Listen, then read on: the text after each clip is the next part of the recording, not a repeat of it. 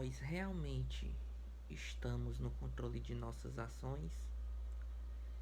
Eu estava pensando aqui, estava fazendo uma reflexão sobre essa pergunta. E se a gente parar para pensar um pouco, para analisar e perguntar para as pessoas, é bem provável que a maioria delas responda que sim, que nós estamos no controle de tudo.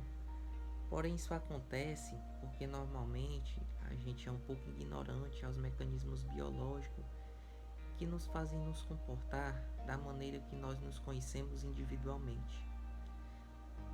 Uma dessas ferramentas, para mim, é o pequeno demônio na minha vida, que eu chamo de ansiedade.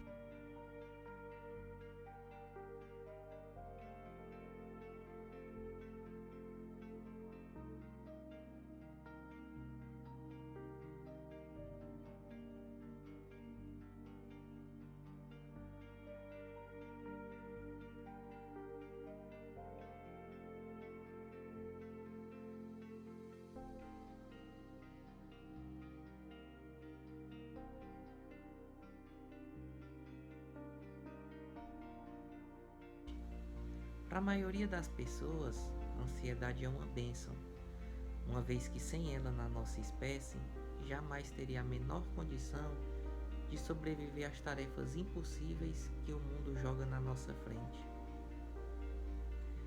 Na natureza, a ansiedade age como um diabinho aqui no seu ombro, enchendo a sua cabeça de pensamentos negativos e que eventualmente poderão ser responsáveis até mesmo por salvar a sua vida. Para visualizar a ansiedade é relativamente simples. Basta você ir atrás de algo que provavelmente todas as pessoas já experimentaram pelo menos uma vez na vida. Tipo ir buscar água na cozinha no meio da madrugada. É uma tarefa que a princípio parece ser extremamente simples, uma vez que precisamos apenas caminhar alguns corredores, acender algumas luzes e até chegar na nossa preciosa água. No entanto, ao concluir o objetivo e deixar o copo vazio na pia, nós precisamos retomar para o quarto. Porém, é necessário apagar todo o caminho que nós já passamos. Estou me referindo na luz, E se a gente pensar um pouquinho nessa situação, ela parece até ser um pouco idiota. Mas assim que a gente apaga a luz e a gente vira de costa para a escuridão, muitos de nós somos impelidos por um sentimento oculto, mas que é bem real e nos faz correr imediatamente para a próxima fonte de luz, repetindo o processo até chegar em segurança nos nossos cobertores. Dentro dessa situação, ao estar apavorado, nós acabamos abandonando qualquer racionalidade em detrimento daquilo que é seguro. E por mais que conscientemente nós compreendemos que ao apagar a luz a quantidade de coisas ali no ambiente continuam as mesmas, a gente acaba se tornando incapaz de dizer que não sentimos a presença de algo maligno e que nos impulsionou a correr devido àquela situação. E esse impulso, meus amigos, é o que eu conheço como a forma mais pura da ansiedade. É assim que eu descrevo.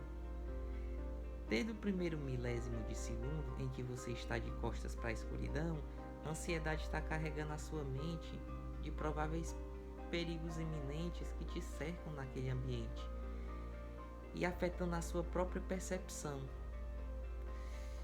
da realidade, claro? E ali te convence que o perigo é real e te força a cumprir o seu desejo em que uma pessoa saudável representa a sobrevivência.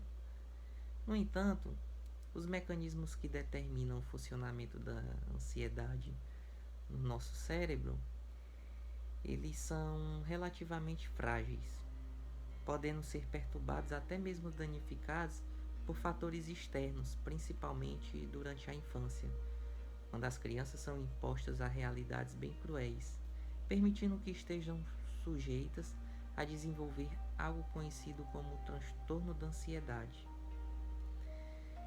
Falando um pouco do transtorno da ansiedade. Apenas na última década, a humanidade tem se colocado mais aberta a tentar compreender e aceitar as doenças mentais como condições de real debilitante. Porém, esse movimento ainda é fortemente combatido por aquele estigma de que os sintomas dessas doenças são vistos como um mau comportamento, por exemplo. E o transtorno da ansiedade é uma das mais afetadas por esse pensamento. E principalmente pelo fato de que todos os seres humanos possuíam momentos de extrema ansiedade em sua vida. Porém, no caso de alguém com transtorno de ansiedade, óbvio, as coisas são bem diferentes. Eu tenho meu próprio caso. No meu caso, por exemplo, até meus 20 anos de idade, eu me considerava uma pessoa bastante temperamental e preguiçosa, muito preguiçosa, o que definitivamente me trouxe sérios problemas na escola. Eu não levava desaforo para casa e não tinha medo de enfrentar aqueles que se colocassem em meu caminho e me confrontavam, né? Só que algo em mim era abastecido principalmente pelo combustível do meu ódio interior, nascido a partir da visão que eu tinha de mim mesmo, que eu era um grande preguiçoso. Eu me achava preguiçoso, por fora uma casca odiosa, que era eu, como eu me apresentava, mas por dentro havia dor. Uma dor gerada a partir de minhas constantes frustração, que eu tinha de tudo que eu desejava fazer, já que uma hora ou outra eu sabia que ia falhar e que ia dar errado. Isso valia para tudo, ao ponto de eu simplesmente parar de tentar, deixando de lado os estudos, o esporte, até mesmo a vontade de me relacionar com outras pessoas. E com o tempo, essas marcas foram me tornando cada vez mais cravadas na minha personalidade. E aquela era um tipo de imagem que eu carregaria comigo pro resto da vida, ou até adulto. Naquele momento eu me considerava conhecedor do meu corpo e mente. Eu achava que tinha controle sobre mim, pronto para viver. Porém, algo ainda me perturbava e não me deixava seguir em frente com essa fachada de pessoa que eu era. Mas algo depois aconteceu no meio do caminho que me fez tomar um caminho diferente com a minha vida. Eu passei a perceber que a violência e a agressividade apenas traziam problemas para mim. Eu também descobri que se eu me mantivesse preguiçoso, eu nunca ia conquistar nada na vida.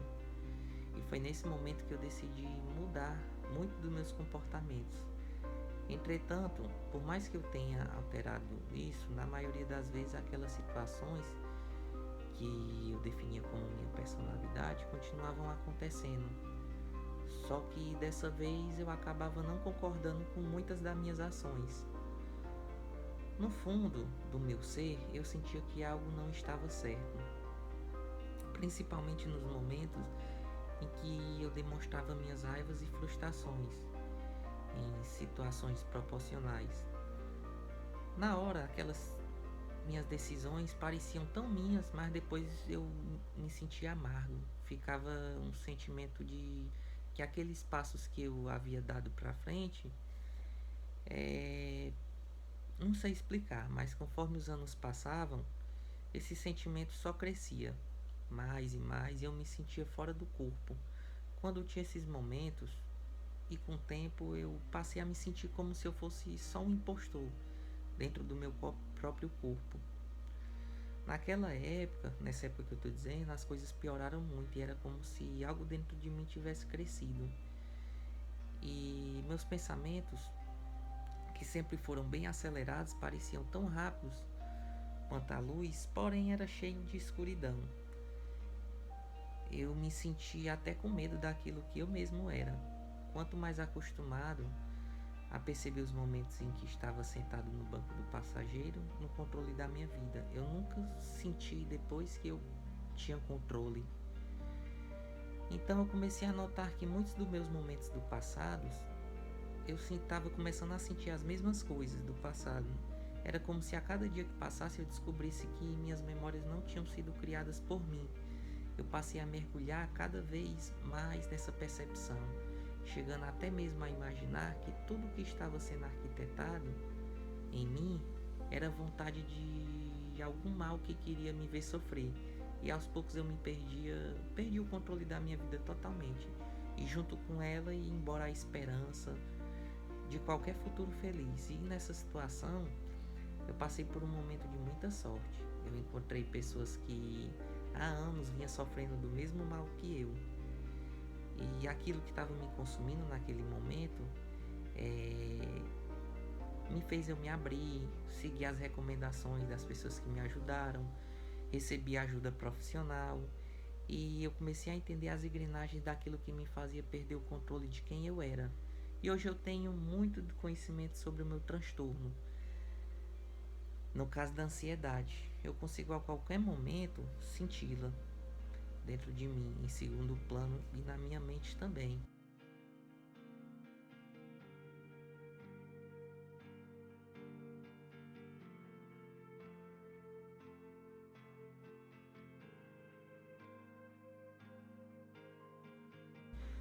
Hoje eu entendo que a mente de alguém com ansiedade tem que ser tratada com atenção, uma vez que para nós mesmos, os mecanismos utilizados pelos outros para manter a sua vida sob controle são extremamente capazes de destruir tudo aquilo que nos torna felizes. Uma das minhas tarefas mais difíceis nesses últimos 2 anos foi identificar qual as partes do meu comportamento no passado que realmente eram feitas por mim e quais eram o sinal da minha verdadeira identidade, da minha verdadeira personalidade.